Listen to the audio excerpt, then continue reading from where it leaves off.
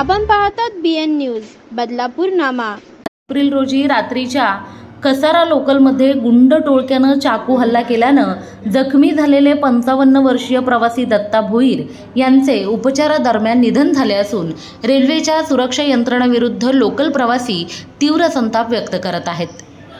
दत्ता भोईर हे मध्यरात्री कल्याणहून 1:43 निघालेल्या कसारा लोकलनं प्रवास करीत होते।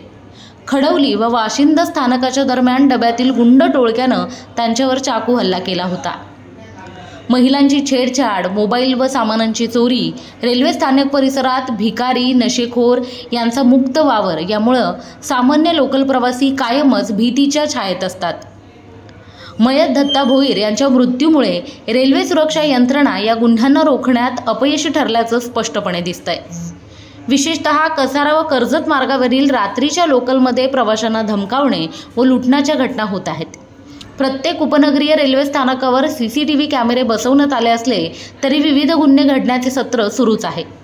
हल्ली पूर्वीप्रमाणे सुरक्षा जवानांची नियमित गस्त प्लॅटफॉर्म व स्थानक परिसरात होत नसल्यानं हे गुन्हे होतात असं प्रवाशांचं निरीक्षण आहे। लोहमार्ग पोलीस व रेल्वे सुरक्षा बल या सुरक्षा यंत्रणांमधील जवान व अधिकाऱ्यांची अनेक पदे रिक्त असल्यानं पुरेशा मनुष्यबळाअभावी रेल्वे प्रवाशांची सुरक्षा धोक्यात आली आहे। यासाठी लोहमार्ग पोलीस व रेल्वे सुरक्षा बल यातील रिक्त पद तात्काळ भरावीत अशी मागणी रेल्वे प्रवासी संघटना महाराष्ट्र शासन व रेल्वे प्रशासनाकडे करीत आहे। उपनगरीय रेल्वे प्रवासामध्ये प्रवाशांचा आपसातला संघर्ष, महिला प्रवाशांची छेडछाड आणि चोरीच्या घटना हे सर्व प्रकार रोखण्याचं फार मोठं आव्हान रेल्वेच्या सुरक्षा यंत्रणापुढे आहे। मला वाटतं CCTV कॅमेरे सर्व सबअर्बन स्टेशनवर बसवलेले असले तरी ते पुरेसे नाहीयेत।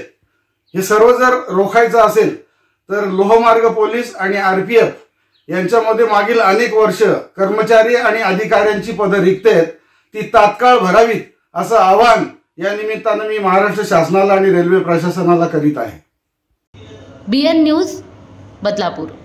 अशाच प्रकारचे नवनवीन व्हिडिओ आणि बातम्या पाहण्यासाठी चॅनलला लाईक, शेअर आणि सबस्क्राईब करायला विसरू नका।